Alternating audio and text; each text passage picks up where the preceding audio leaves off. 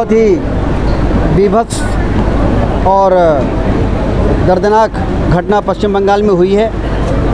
नर पिशाचों ने एक डॉक्टर के साथ दुष्कर्म करके और उसको मौत के घाट उतारने का जघन्य अपराध किया है।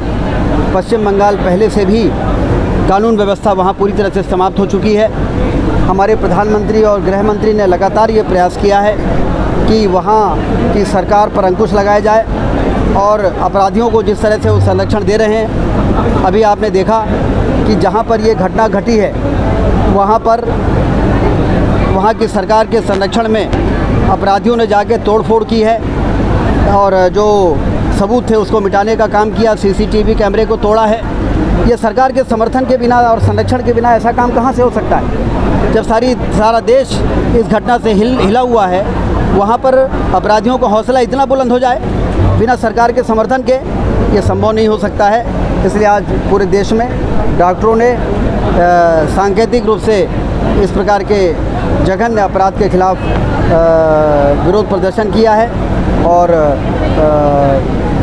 मुझे उम्मीद है कि अपना विरोध प्रदर्शन करके और उन्होंने केंद्र सरकार के ध्यान में, वहाँ की सरकार के ध्यान में अपनी बातें रखी हैं और अब स्थिति सामान्य करने का प्रयास किया जाएगा, क्योंकि जो बीमार लोग हैं उनकी सेवा तो तभी हो पाएगी जब डॉक्टर ड्यूटी पर रहेंगे। और इसलिए हम उनसे निवेदन करेंगे कि आपका विरोध निश्चित रूप से उच्चतम स्तर तक पहुंच चुका है। प्रधानमंत्री से लेकर सारे लोग इस मामले को लेके चिंतित हैं। कोई न कोई समाधान निकलेगा। अपराधी किसी भी कीमत पे बचेगा नहीं और वो फांसी के फंदे तक जाएंगे, ये भरोसा वो रखें और बीमार लोगों की सेवा करने के लिए वो ड्यूटी पर लौटें। हम सारे लोग उनकी भावनाओं के साथ हैं और हम लोग पूरी तरह से डॉक्टरों की सुरक्षा के प्रति और ज़्यादा मजबूती के साथ अपने मध्य प्रदेश में काम करेंगे।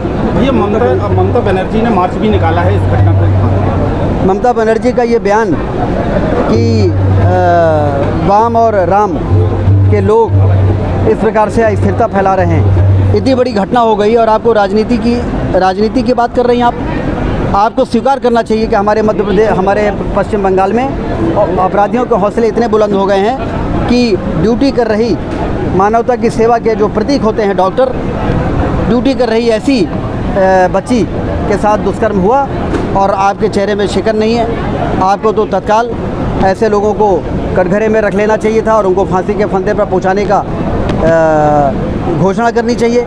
इसके बजाय आप मार्च निकाल के और जिस तरह से आपकी इसी प्रकार की गतिविधियों के कारण वहाँ पर कानून व्यवस्था पूरी तरह से चौपट हो चुकी है। लोग चुनाव में वोट नहीं डाल पाते हैं। पश्चिम बंगाल में जो लोग रहते हैं वो कहते हैं कि हम लोग वोट नहीं डालने जा पाते, हम लोगों को डर रहता है, हम लोग घर में रहते हैं, हमारा वोट ममता बनर्जी के कार्यकर्ता डालते हैं। तो इस प्रकार से ये तो अनार्की है, अराजकता है, लोकतंत्र का अपहरण करने का प्रयास हो रहा है। और जब ऐसा राज चलता है तो अपराधी इसी प्रकार से दुष्कर्म करने के लिए उनके हौसले बढ़ जाते हैं। इसको कुचलना होगा और इसके लिए केंद्र सरकार कोई न कोई योजना बना के कुछ ना कुछ ज़रूर करेगी।